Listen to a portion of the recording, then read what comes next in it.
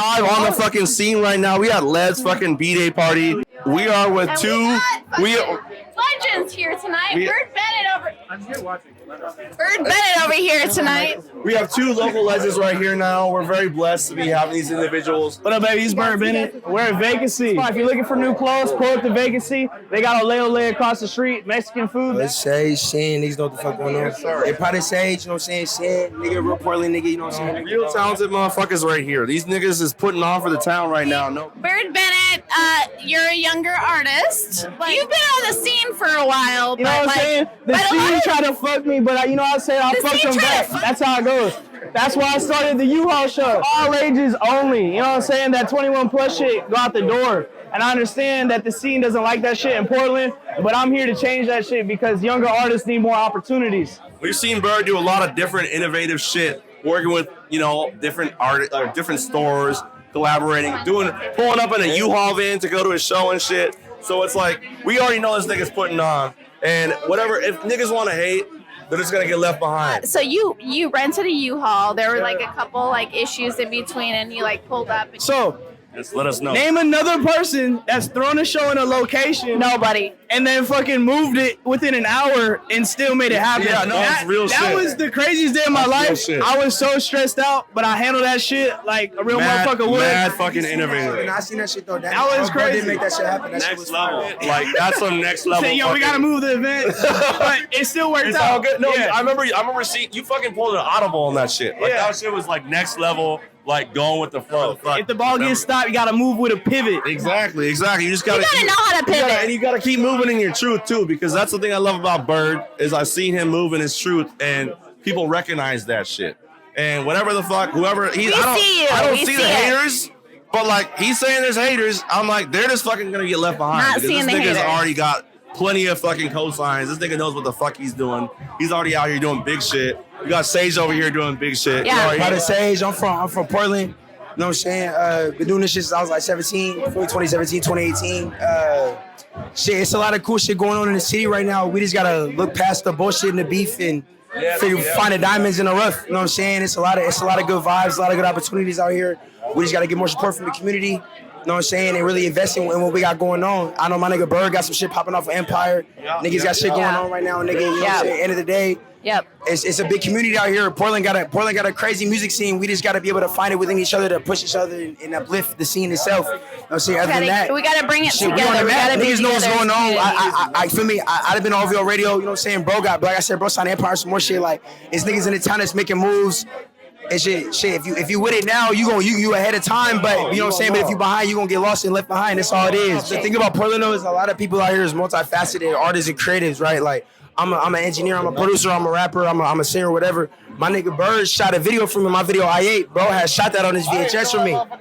Yeah, so bro shot a video for me. You know what I'm saying? So it's you never know what the fuck going on. Everyone out here got more than one function. You know what I'm saying? So and go back to my point, we always gotta tap into each other and niggas see what we can do to uplift the whole city type shit. Here we have the artist, we have Sage, and we have Bird right here.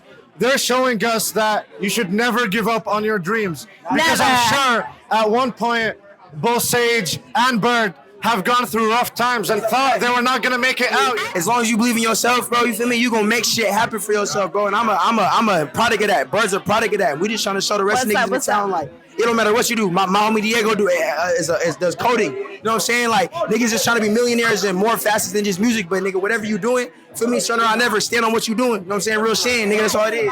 You know, since I was a baby. You know, when I was in my mama's Going back to when he was a baby. Back when I was a baby in 2000. I'm legit. I had the young parents. See, that's what people don't understand. Yeah. So I grew up on straight hip hop. My dad was a Wu-Tang fan. Since I was crazy in the that you got signed by Rifkind. I got signed by Steve Rifkind while I was a baby listening to Wu-Tang. That's a crazy fucking full circle type shit. Moment. What more could you hope for? Right? What you know, Bird, because I know you're a genuine different type of motherfucker. Because you got signed, you got your co-sign, you got all these motherfuckers talking about you, you're buzzing.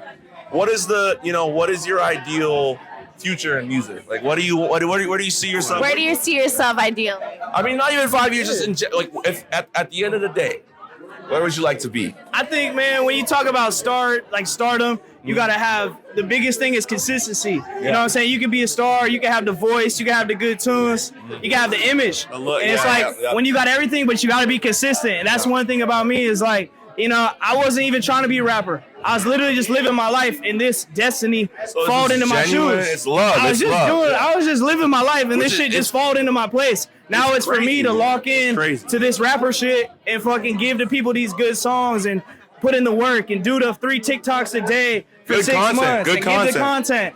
I feel like music kind of transcends, and it's like it's bigger than all of us too. Like when you're like trying to that's what soul is. You're trying to create a song. Like it's not really just you. It's like it's bigger than you. Do you feel that too? Like and the reason why I bring that up is that you were saying that's like you weren't planning on making music. It just kind of happened to you. Yeah, for real. It was you were destined to do that though, because you're so talented at it and you bring something new to the table every time you make something. So it's like I'm happy you found this, because some people don't find it. Which is really it's falling into my place, bro. I was literally at an after-school program in middle school being a DJ. And I was DJing and I was like looping beats and shit. I was like, fuck this, I want to rap on the beats. I mean, that's crazy, because that's how a lot of like, you know, MCs started like way back in the origins, 80s, bro. At the origins of hip hop. They were like doing the little parties and shit, doing the MC and shit. That's the best way to start. I gotta like keep this party going, so I gotta get vocal with it. I got the beat, but I can also do the vocals. Full circle. So when did you start like recording your music, and where? Was it like in your room, in your closet, like a couple years ago, or what? In my bedroom. I literally had the Rock Band microphone. Yo, I threw the sock on top with for the pop filter. This is when I'm in 8th grade. When I graduated 8th grade to 8th grade summer between freshman year, that's when I fucking put out my first song. Yo, you need to. I'm gonna say this right now. I gotta interject, because the sock on top, like, bro, you gotta put that. You gotta make a bar out of that. On top. Yo. Had the sock on top. That's where I started. Doing it every day. Like, bro, you gotta make a sock, because that's just a genuine like fucking like diamond in the rough shit. Like, you're just doing with what you can, you know, type shit. And I admire what you do, because you just like I've seen your videos. Like, you're like, oh, my high school talent show, my middle school talent show, whatever, just be rapping and shit. I'm like, so you've been doing it for a long time. Been doing it for a long time. And the genuine love you have for the art, and just for like whatever, like culturally, because there's niggas that aren't even close to where you at who be acting all Hollywood. And you're just a genuine ass dude. And it's like, you have every right to be like super exclusive, pretentious. But you keep it fucking real. Some people are saying that they're like making millions and they got fucking platinum gold chains and shit. Like, we know when you're fucking lying.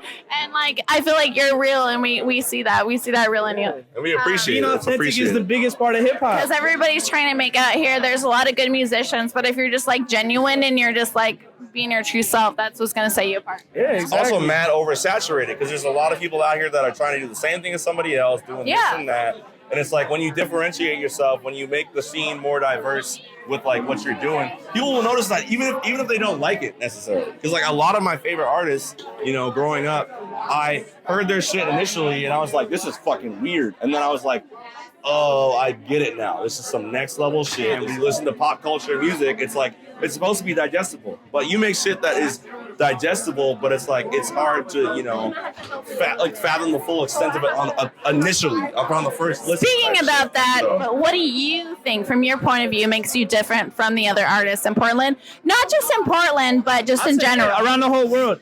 I don't like to compete with my city, because I got love for everyone in my city. Yes. But I will compete with motherfuckers around the country. Listen to that, because honestly, I'm the best in the country. Yes, sir. So this is how it goes. Let's go. Get up in the mic with it. Get up in the camera with it. Get it close. Bro, the reason why I don't have to lie on my music, because honestly, I love this guy. since I started making music, I just was writing stories about my life. That's right. Yes. Mr. Bennett. We got it. I think the main idea of all that is I try and stay authentic to my true self. Yeah. Mainly because that is a part of what hip hop is and what hip hop's always been. Yeah. And music in general. That's the best way to get a fan base and get people to support in you. Because it's easy for people to see who you really are and get involved into your real life. You know what I'm saying? You got Russ love, you got Rifkind love. Like, what more can you ask for? That's why I'm like, What more can fucking Bird I want a Bennett number do? one fucking hit on the damn Billboard. You deserve it. That's you what I'm that working shit for. too. Every You'll night get when I that go shit home too. to the studio, Yeah. I'm putting in the work to make a fucking song that's gonna be reached And you're gonna across get the whole it. globe. You're gonna That's fucking all get I it. want. You a jit out here. You a young motherfucker doing crazy shit. You got all the cosigns. You got everything you need. That's the thing is that you're so young and like people are already noticing you. Where do you see yourself in 5 years? At your best self, being the most successful. Where do you see yourself? At the Moda Center, I feel like that's I feel like it could be more than that. Okay. Yeah, no, that's my biggest dream. Moda Center, you know what I'm saying? Arena tours around the fucking earth. Yeah. You know what I'm saying? Really global. Yo. I want to play around the whole earth. I got. No, what's your ideal contemporary collab? Like not past. Like who do you want to work with right now? Wait, alive or dead? A lot, like right now, like contemporary. Because I know. I really want a Shmino collab in my lifetime. I gotta have a Shmino. Bird Bennett and Shmino. Gotta That's have a coming. Shmino. That's coming. Gotta have a Redville. Oh, yup. Gotta have a Redville. Yep. And this is very cliche. Cliche. But I want a Drake collab.